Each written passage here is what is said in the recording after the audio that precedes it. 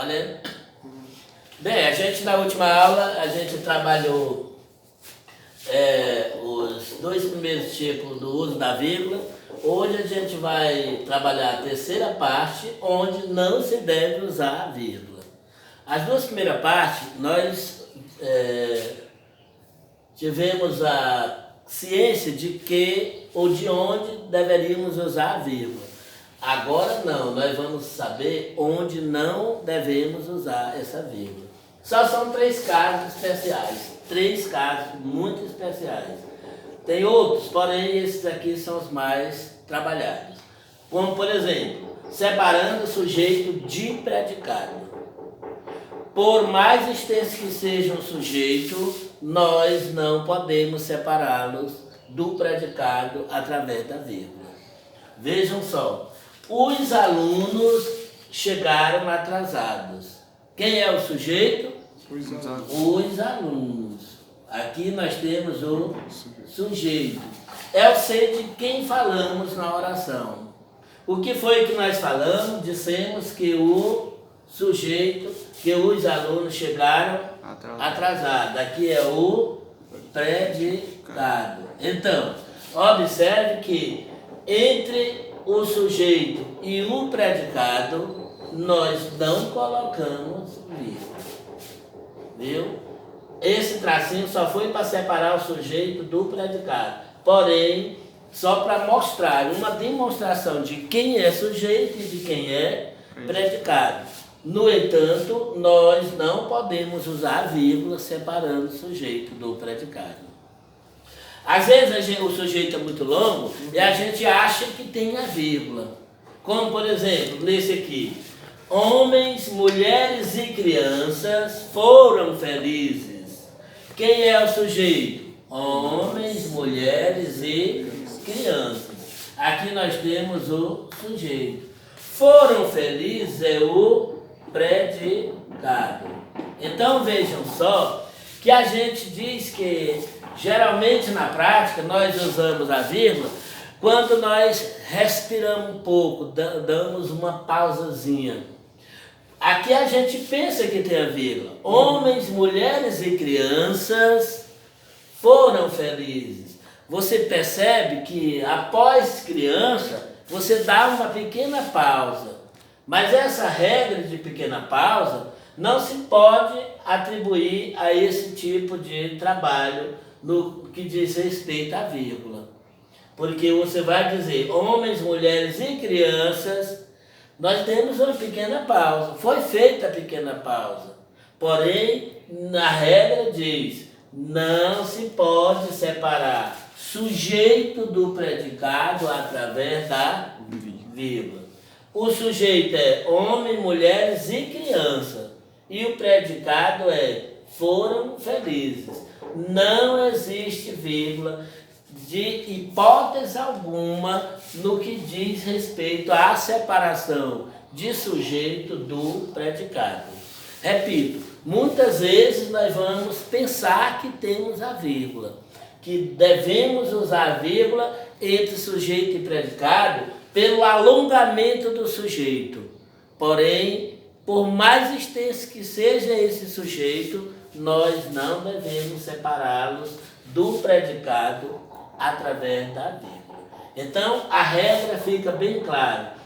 Não podemos separar sujeito do predicado através da vírgula. Ok? Nós temos o segundo momento, ou a segunda regra que diz, separando complementos verbais. A gente também, muitas vezes, pensa, pela pausazinha que se faz na leitura, que esses complementos devem ser separados através da vírgula. Quem são os complementos? Objeto direto e objeto indireto. Esses que nós chamamos de complementos verbais. Os complementos verbais não podem ficar separados por vírgula. Não pode ter uma vírgula antes desses complementos, antes do objeto direto, nem antes do objeto indireto. Vejam só, O objeto direto se adquire lançando a pergunta ao verbo o que e quem, não é isso? Aqui eu digo, encontramos, ele é o verbo. Encontramos o que? Um tesouro. Esse um tesouro nós vamos chamar de objeto direto, porque a pergunta foi, encontramos o que? Né? Então eu disse o que? Então eu adquiri a resposta e essa resposta é um objeto direto. E assim sendo, não pode ser separado esse objeto direto do verbo através da vírgula. Não pode, de jeito nenhum. O objeto direto e o objeto indireto, que nós vamos chamar de complementos verbais, não podem ser separados do verbo através da vírgula. No caso aqui, andamos. Andamos é o verbo. Qual é a pergunta que eu faço? De que? De que? Então, de que é objeto indireto. Eu digo para adquirir o objeto indireto, eu lanço as perguntas seguintes ao verbo. De que? De quem? Para quê? Para quem? A quê? A quem? Vejam só que o de, o para e o a são preposições e os objetos indiretos eles são complementos verbais preposicionados. Tem que ter preposição. Esse objeto indireto tem que ser acompanhado de uma preposição. Nesse caso eu digo, andamos de quê? De bicicleta. A resposta da pergunta que se faz, de que, de quem, para que, para quem, a que e a quem, é objeto indireto. Lancei a pergunta ao verbo. Há perguntas que eu faço, o que, o quem, ao verbo, o resultado ou a resposta é o objeto direto. E esses objetos, nem direto e nem indireto, devem ser separados do verbo através da vírgula. Não existe vírgula, nem separando complementos verbais do verbo e nem separando o sujeito do predicado. Aqui nós temos o terceiro caso, antes do i, do nem e do ou, que nós costumamos trabalhar, salvo casos especiais que temos dois, o uso do i em casos especiais. Maria canta e dança. Vejam só, o i não pode ser separado através da vírgula. É sem vírgula. Maria canta e Maria dança. Tudo é uma ação feita pelo próprio sujeito. Maria tanto canta quanto dança. Esse i, ele é simplesmente uma preposição. Não pode ser separado nem antes nem depois através da vírgula. Não se usa vírgula antes, principalmente do i, do nem e nem do ou. No caso, aqui você canta ou dança, não é isso? Você canta ou você dança. O ou também não pode ser separado por vírgula. Ou não pode aparecer uma vírgula antes do ou. No outro caso, não quero cantar, nem dançar. Observe que o nem também não pede vírgula, nem antes e nem depois. Resumo da história. Você vai trabalhar com o i, com o nem e com o ou, formando enunciados quaisquer, salvo o caso especial, sem usar a vírgula antes do i, nem do ou e nem do nem. Agora nós temos o caso especial. Nós vamos ver aqui bem rápido. O caso especial, viu? Caso especiais. Bem rapidinho, para a gente aproveitar o momento. Casos especiais. Ele se retrata do I, vírgula antes. A vírgula antes do I. Aí vai apresentar nesse caso especial. Primeiro caso, o especial é quando o período tiver,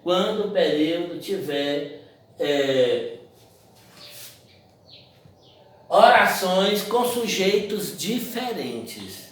Aí são ligados o vírgula. Vejam só, se eu disser assim, Maria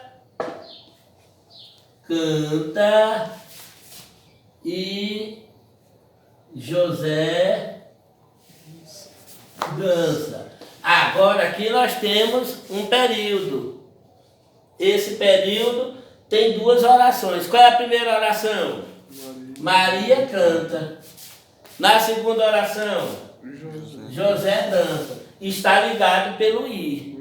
Então, nós temos um período com duas orações e orações com sujeitos diferentes. O primeiro sujeito da primeira oração é Maria e o sujeito da segunda oração é José. Então, nesse caso, temos que usar a vírgula antes do I.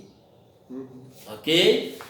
Aí, o outro caso, quando o verbo for repetido frequentemente, aí tem a vírgula antes do verbo. Se eu disser assim, Maria canta e dança e chora e sorri. E sorri. Vejam só. Maria, tudo é a Maria que faz. Mas o verbo está sendo repetido ligado pelo I. Então veja, o sujeito é Maria, não é isso? Aqui é o sujeito. Então, Maria canta, é um verbo, vírgula. E dança, é outro verbo, vírgula. E chora, é outro verbo, vírgula. E sorri. Então, toda vez que o I se repetir frequentemente, referindo-se a um só sujeito, esse I tem que aparecer após uma vírgula. Ou seja, antes do I tem que aparecer uma vírgula. Quando os verbos, o I estiver sendo repetido frequentemente. Então, os casos especiais são esses. Quando apresentar período com sujeitos diferentes, um sujeito, outro sujeito. Período composto com duas orações, ligado pelo I. Então, antes do I, terá uma vírgula. Quando apresentar o I frequentemente repetido, então, está repetido. E dança, e chora, e sorri. Então, antes desse I também tem que ter uma vírgula. Esses são os dois casos especiais. Então, isso aí é muito prático, você preste bem atenção. E na próxima aula, nas atividades, nós vamos fazer questões envolvendo toda a problemática do uso da vírgula. Tanto quando a gente usar, quando não usar e quando esse uso fizermos esse uso interessante, que faz parte dos casos especiais deste uso da vírgula. Então, tudo isso a gente vai revisar de uma forma bem explícita nas nossas próximas aulas, vendo atividades aqui no quadro para responder também aqui.